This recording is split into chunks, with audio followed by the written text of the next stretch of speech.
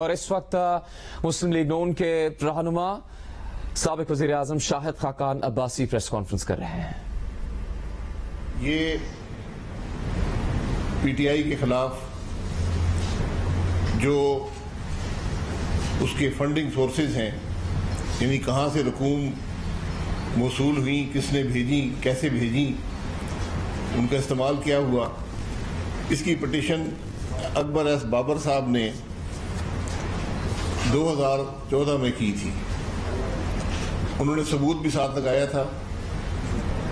انہوں نے جو قانون توڑا گیا ہے، جو جھوٹ بولا گیا ہے، اس کی ایک لمبی تفصیل بھی مہیا کی تھی۔ اکبر ایس بابر صاحب ایک عام آدمی نہیں تھے، اسی جماعت کے ساتھ ان کا واسطہ رہا، پی ٹی آئی کے ساتھ اور عمران خان کے ساتھ، اور انہوں نے اپنے تجربے کی بنیاد پہ جو کچھ انہوں نے وہاں دیکھا، اس کی بنیاد پہ یہ پٹیشن دائر کی تھی۔ آج 2022 ہے، 8 سال، 1 مہینہ نہیں، 2 مہینے نہیں، 3 نہیں، 1 سال نہیں، 2 سال نہیں، 5 سال نہیں، 8 سال یہ معاملہ الیکشن کمیشن میں زیر سماعت رہا۔ ہر طریقے سے عمران خان نے، پی ٹی آئی نے کوشش کی کہ یہ معاملہ آگے نہ چل سکے۔ کبھی وکیل تبدیل ہو جاتے تھے، کبھی ہائی کورٹ میں پٹیشنیں ہوتی تھیں، ہر حربہ قانون کے اندر تھا یا نہیں تھا وہ استعمال کیا گیا۔ حکومت میں رہے تو دباؤ ڈالا الیکشن کمیشن پر اور معاملے کو آگے نہ بڑھنے دیا۔ الیکشن کمیشن نے بالآخر ایک اسکروٹنی کمیٹی بنائی، اور یہ بھی ریکارڈ کی بات ہے کہ اپنے دفاع میں کوئی بھی ریکارڈ نہ عمران خان نے دیا نہ پی ٹی آئی نے دیا۔ 8 سال کا عرصہ گزر گیا، جو ریکارڈ آیا وہ اسٹیٹ بینک سے آیا یا بیرون ممالک جو پبلک ڈسکلوجر کے لاز ہوتے ہیں، یعنی جو انفارمیشن عوام کے سامنے رکھی جاتی ہے، وہاں سے لیا گیا۔ آج 8 سال کے بعد فیصلہ آیا ہے۔ اس سے پہلے اسکروٹنی کمیٹی کا فیصلہ آیا تھا، وہ الیکشن کمیشن کے پاس گیا، الیکشن کمیشن نے شاید 1.5-2 سال اس پہ لگائے ہیں، اور آج وہ فیصلہ پاکستان کے عوام کے سامنے ہے۔ اور اس فیصلے میں جو سب سے بنیادی بات یہ ہے کہ وہ آدمی عمران خان، وہ جماعت پی ٹی آئی جو پچھلے ان کی سیاست ہی اس بات پر ہے کہ دوسرے چور ہیں، جن کے منہ سے یہ لفظ کہتے ہوئے تھکتے نہیں ہیں، آج یہ ثابت ہو گیا کہ اس ملک میں سب سے بڑا چور عمران خان ہے، سب سے بڑی چور جماعت پی ٹی آئی ہے۔ اور یہ معمولی چوری نہیں ہے۔ جو ریکارڈ الیکشن کمیشن نے جمع کیا ہے، 150 کروڑ روپیہ، 150 کروڑ روپیہ عمران خان نے ان ذرائع سے حاصل کیا جو پاکستان کا قانون جس کی اجازت نہیں دیتا۔ اس میں $5 ملین ڈالروں میں آئے، 22 کروڑ روپے آیا، اور 8 لاکھ پاؤنڈ آئے۔ یہ 150 کروڑ روپے کی رقم جو ہے یہ عمران خان نے حاصل کی ان ذرائع سے جن کو پاکستان کا قانون اجازت نہیں دیتا کہ وہ پاکستان کی کسی بھی پولیٹیکل پارٹی کو فنڈنگ کر سکیں۔ ان میں ہندوستانی شہری بھی شامل ہیں، اس میں اسرائیلی شہری بھی شامل ہیں۔ دوسروں پر غداری کا الزام لگانے والے آج ان باتوں کا جواب دیں کہ ہندوستانیوں اور اسرائیلیوں سے فنڈنگ حاصل کر کے وہ کس کا کام کر رہے تھے۔ امریکہ سے جو فنڈنگ آئی اس کی ایک بڑی لمبی تفصیل ہے۔ 2 کمپنیاں امریکہ میں بنائی گئیں، کینیڈا میں بنائی گئیں، آسٹریلیا میں، پتہ نہیں کون سے ممالک میں، کون سا ملک ہے جہاں نہیں بنی، اور سب دھوکہ دینے کے لیے ہر کمپنی کے آگے پی ٹی آئی لکھا ہوتا تھا۔ کیا قانون اس بات کی اجازت دیتا ہے؟ یہ کمپنیاں وہاں پر غیر ملکیوں سے رقم بھی لیتی تھیں اور غیر ملکی کمپنیوں سے رقم بھی لیتی تھیں۔ 34 غیر ملکی شہری، جن میں ہندوستانی اور اسرائیلی بھی شامل ہیں، اور 351 غیر ملکی کمپنیاں۔ پاکستان کا قانون ایک غیر ملکی کمپنی سے بھی پیسہ لینے کی اجازت نہیں دیتا۔ پاکستان کا قانون ایک بھی غیر ملکی شہری سے کوئی رقم حاصل کرنے کی اجازت نہیں دیتا۔ یہاں پر 34 غیر ملکی کمپنیاں اور 34 غیر ملکی شہری ہیں، 351 کمپنیاں ہیں۔ کمپنیوں کی رقم اس لیے زیادہ ہے کہ کمپنیوں میں پتہ نہیں چلتا کہ اس کے اندر کون سے لوگ ہیں، کون سے ممالک ہیں جو یہ فنڈنگ دے رہے ہیں، صرف کمپنی کا نام آتا ہے۔ جو ایک بڑا نام آیا جو بھوٹان کرکٹ کلب ہے، یہ کیمن آئلینڈ کی کمپنی ہے، اس سے تقریباً 55 کروڑ روپیہ عمران خان کو بھیجا گیا، اور آج کہتے ہیں جی یہ کرکٹ کے پیسے تھے، یہ فلاح و بہبود کے پیسے تھے۔ اگر فلاح و بہبود کے پیسے تھے تو 55 کروڑ روپیہ پاکستان کی ایک سیاسی جماعت کے اکاؤنٹ میں کیسے آیا؟ وہ فلاح و بہبود کے کاموں میں جاتا نا۔ تو ہر عمل جو ہے، ہر بات جو ہے، وہ یہاں پر جھوٹ ہی بولی جاتی ہے، اور بات صرف یہاں رکتی نہیں ہے۔ ابھی تو 68 صفحے کا فیصلہ ہے، اس کو ہم ذرا اس کو صحیح طرح سے اینالائز کر کے تو حقائق پاکستان کے عوام کے سامنے رکھیں گے، لیکن جو سطحی طور پر اس کو دیکھا ہے، ایک تو یہ واضح ہے کہ کم از کم 150 کروڑ روپیہ یا شاید اس سے بھی زیادہ عمران خان نے غیر ملکی شہریوں اور غیر ملکی کمپنیوں سے حاصل کیا، جس کے بارے میں پاکستان کا قانون بالکل واضح ہے کہ آپ ایک پیسہ بھی غیر ملکی کمپنی، غیر ملکی حکومت کی غیر ملکی شہری سے نہیں لے سکتے۔ اگر آپ لیں گے یہ قانون کی صریحاً خلاف ورزی ہے۔ دوسری بات، بیرون ملک کمپنیاں بنائی گئیں، پیسے لیے گئے، وہ کمپنیاں کیا تھیں، کیا پیسے لیتی تھیں، کس سے لیتی تھیں، کسی کو علم نہیں ہے۔ ان کی کوئی ڈکلیریشن الیکشن کمیشن کے پاس نہیں ہے۔ پی ٹی آئی نے 24 اکاؤنٹ پی ٹی آئی کے نام نکلے، جس میں سے صرف 8 اکاؤنٹ ڈکلیئر کیے گئے تھے۔ 8 جو تھے وہ پی ٹی آئی نے کہا جی ہمارے اکاؤنٹ ہیں۔ 16 اکاؤنٹ جو ہیں ان کے بارے میں پی ٹی آئی نے کہا جی کہ یہ ہمارے اکاؤنٹ نہیں ہے، حالانکہ نام ان کا تھا، پی ٹی آئی کا نام تھا، ہمیں نہیں پتہ ان اکاؤنٹس کا، یہ کسی اور کے اکاؤنٹ ہیں۔ اور جب ان اکاؤنٹس کی تفتیش ہوئی تو پتہ چلا کہ کوئی پی ٹی آئی کا گورنر چلا رہا ہے، کوئی وزیر چلا رہا ہے ان اکاؤنٹس کو، کوئی اسپیکر چلا رہا ہے۔ تو جھوٹ کا عالم یہ ہے کہ جو اکاؤنٹ اس جماعت کی اعلیٰ ترین شخصیات چلا رہی ہیں، جو حکومت کے اعلیٰ ترین عہدے رکھتے ہیں، ان کے بارے میں آپ نے کہا جی ہمیں نہیں پتہ، یہ کام خود ہی کر رہے ہیں۔ ان اکاؤنٹس میں پیسے آئے انہی کمپنیوں سے جو باہر بنائی گئی تھیں۔ تو پھر گزارش یہ ہے کہ منی لانڈرنگ کیا ہوتی ہے؟ کیا یہ اشخاص منی لانڈرنگ نہیں کر رہے تھے؟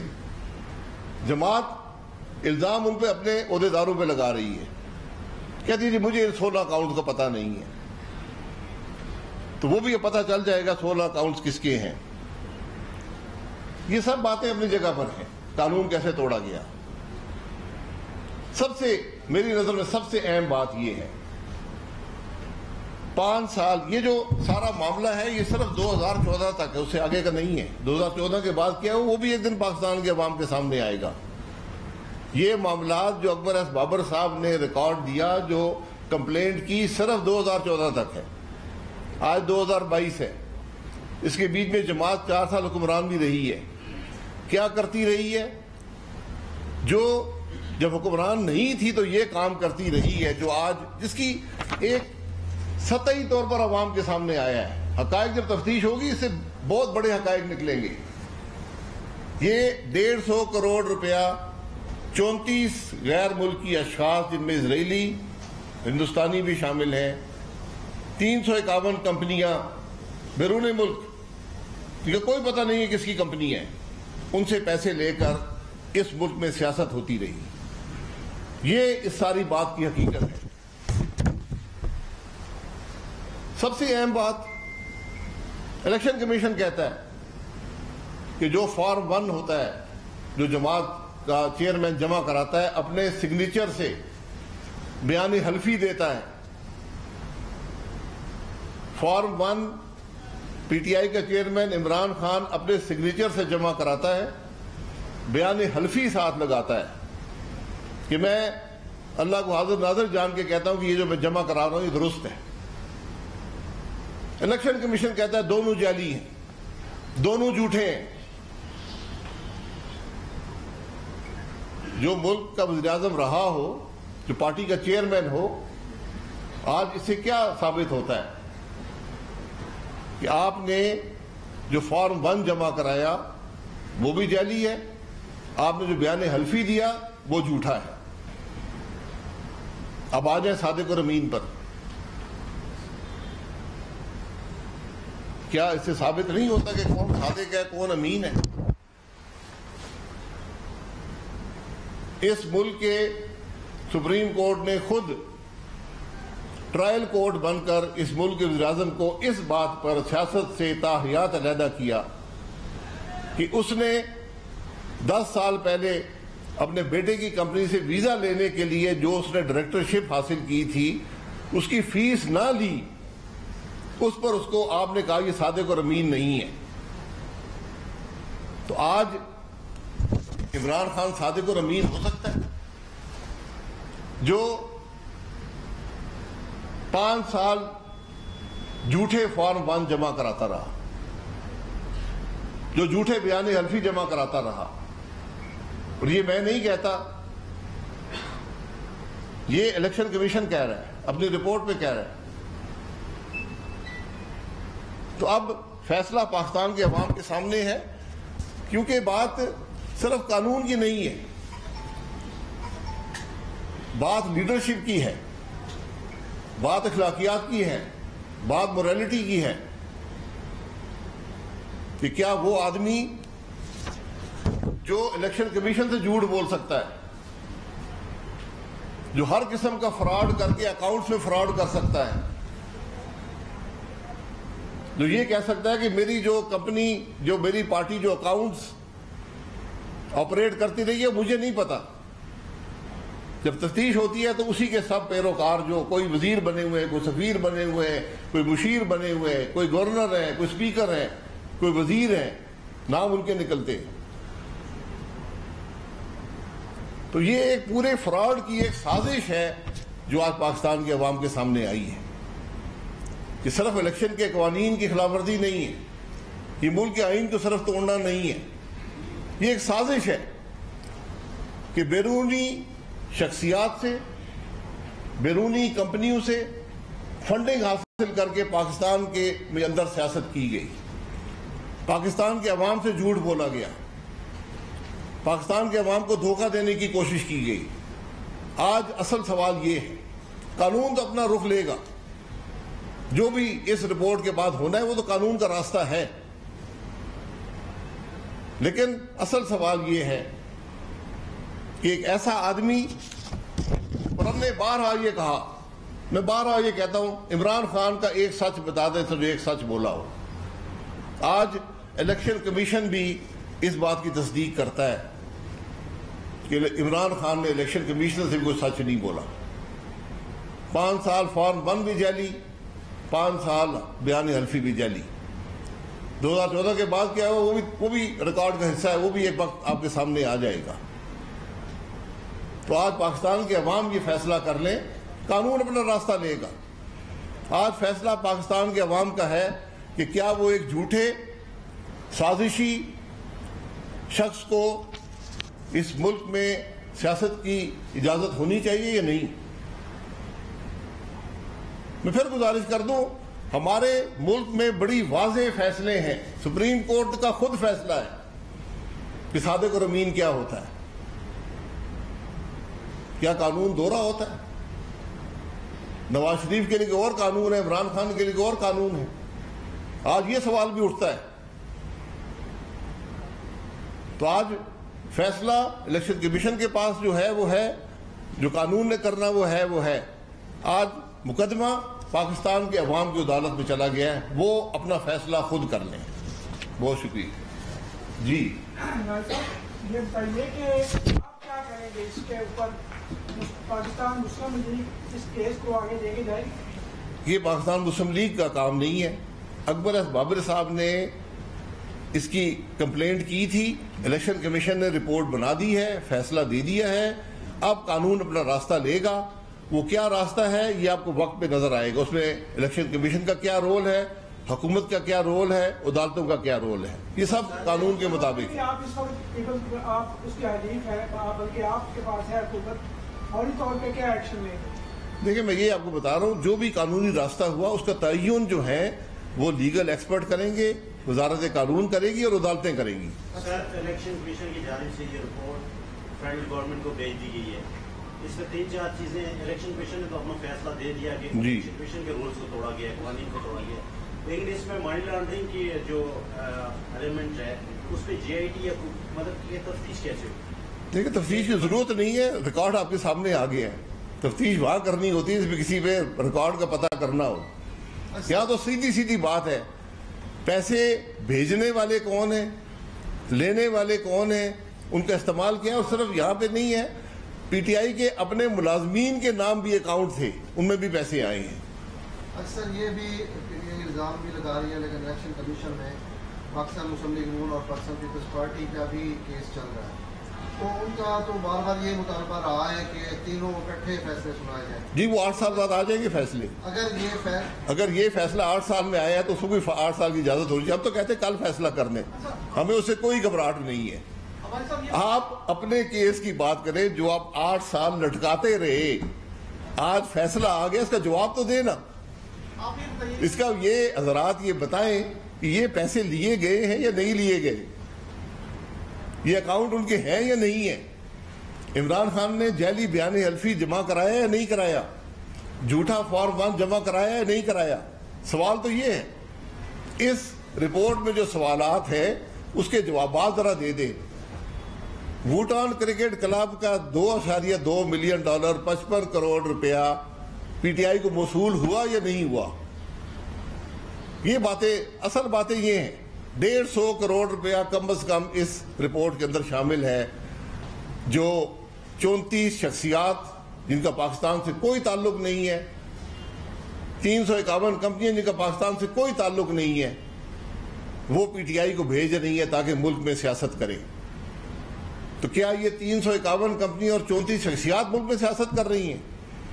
قانون کیوں بنتا ہے کہ بیرونی پیسہ آپ نہیں لے سکتے، تاکہ کسی اسرائیلی، کسی ہندوستانی، کسی اور ملک کا اثر پاکستان کی سیاست پہ نہ ہو؟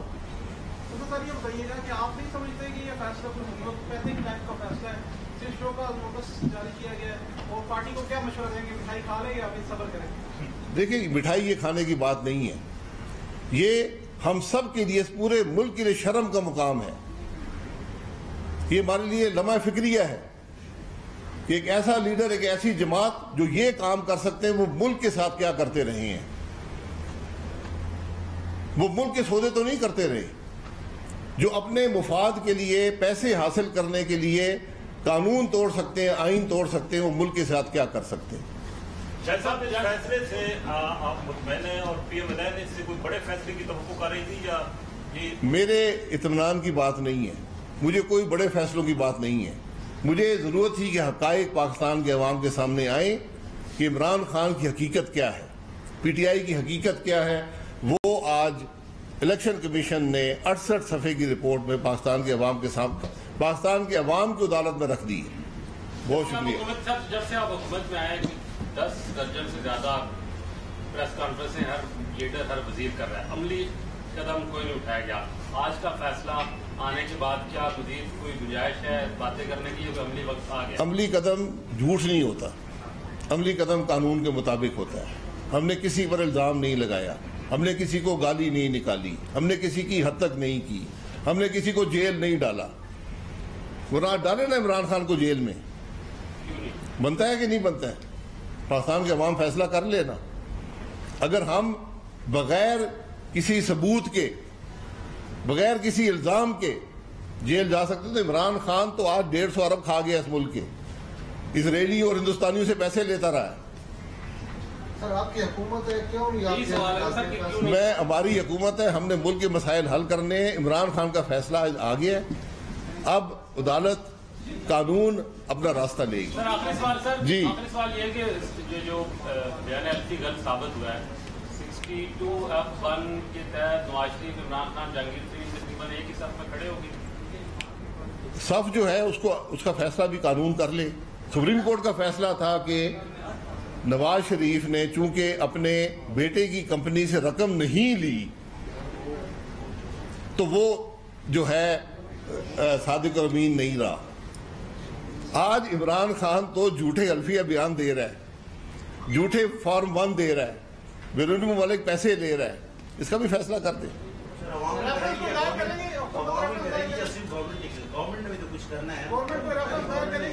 گورنمنٹ اپنا دیکھے, گورنمنٹ جو کرنا ہے وہ کرے گی, کیونکہ الیکشن کمیشن نے رپورٹ بڑی واضح دے دی ہے. اس میں جہاں بھی قانون کی خلاف ورزی ہوئی ہے اس پر حکومت کارروائی کرے گی. یہ اس کی ذمہ داری ہے, یہ سیاست نہیں ہے, یہ حکومت کی ذمہ داری ہے کہ جب قانون توڑا جائے ایک ادارہ اس کے نوٹس میں لے آئے اس پر وہ کارروائی کرے. بہت شکریہ جی.